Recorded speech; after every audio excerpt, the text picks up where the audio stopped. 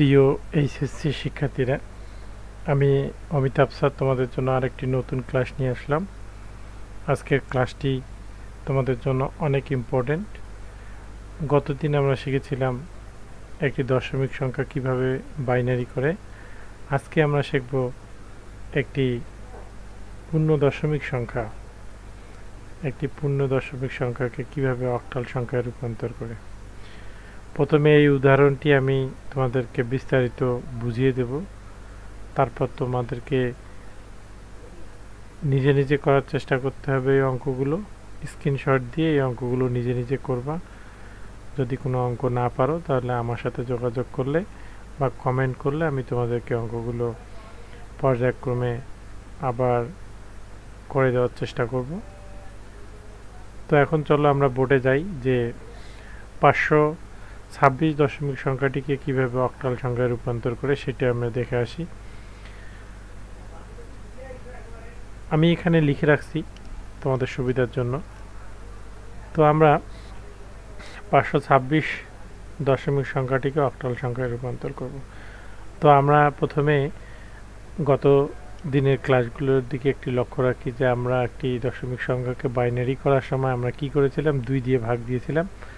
আজকে আমরা একটি দশমিক সংখ্যাকে অক্টাল করার সময় 8 দিয়ে ভাগ দেব।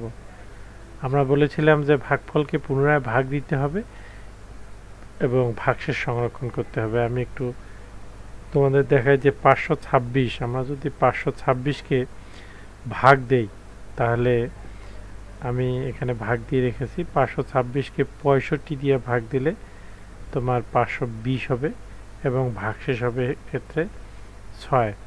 তাহলে 8 65 ভাগ দিলে 520 হয়। এই 526 থেকে 520 বাদ দিলে আমরা পাবো 6। এটা হচ্ছে ভাগশেষ পাবো, আর আমরা ভাগফল কত পাবো? 65। তো আমি বলেছিলাম যে ভাগফলকে আমরা পুনরায় ভাগ দেব এবং ভাগশেষ সংরক্ষণ করব। তাহলে আমরা 65টা এখানে লিখলাম, এটা হচ্ছে কি ভাগফল, আর আমরা কি সংরক্ষণ করব? ভাগশেষ এখানে 6। মনোযোগ দিয়ে দেখো তাহলে তোমাদের জন্য সুবিধা হবে।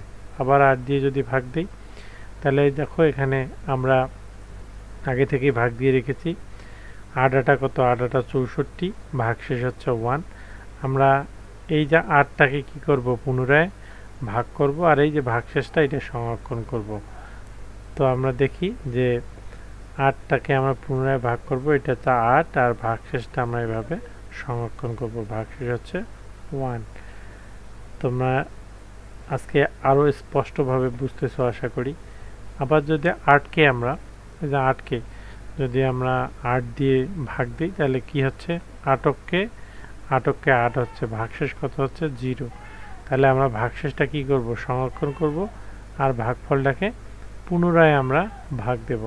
তাহলে আমাদের 8কে কি হচ্ছে? 8, ভাগশেষ কি হচ্ছে? 0। নিশ্চয়ই তোমরা বুঝতে পারছো। আমি যেহেতু এবার ভাগ করে দিয়েছি আগে থেকে, এবার আরও ভালো বোঝার কথা। তাহলে দেখো 8কে 1 দ্বারা ভাগ যায় না, এই জন্য আমি যদি 8কে 8 নিতাম 8 বেশি হয়ে যায়, এই জন্য 0 নিতে হবে। তাহলে 0, আমি যদি 0 হই তাহলে এখানে ভাগশেষ 1ই থাকতেছে, আর ভাগফল হচ্ছে 0। এইটা কিন্তু ইম্পর্টেন্ট, এটা স্টুডেন্টরা বোঝে না যে এখানে কেন 0 হয়। তাহলে 1কে যখন আর ভাগ দেওয়া যায় না 8 দিয়ে, তখন এইখানে 0 বসাতে হয়, আর এই যে 1টা আমরা ভাগশেষ 1 বসাবো। তো আমরা আজকে যে উত্তরটি তোমাদের অক্টালের যে উত্তরটি আজকের, সেটা হচ্ছে 1016 অক্টাল। তো আশা করি তোমরা আজকের বিষয়টি আরও পরিষ্কার বুঝতে পেরেছো। আমি তোমাদের সাথে আছি। তোমরা আমার চ্যানেলটিকে সাবস্ক্রাইব করে সাথে থাকো এবং শেয়ার করো যদি ভালো লাগে। আমি পরবর্তীতে তোমরা এই যে বাসার কাজ হিসেবে এই যে নিজে নিজে তোমরা এই অঙ্কগুলো করার চেষ্টা করবা। যদি না পারো আমি পরবর্তী লেকচারে এই অঙ্কগুলো আবার এই 5টা অঙ্ক তোমাদের করার চেষ্টা করব। ধন্যবাদ।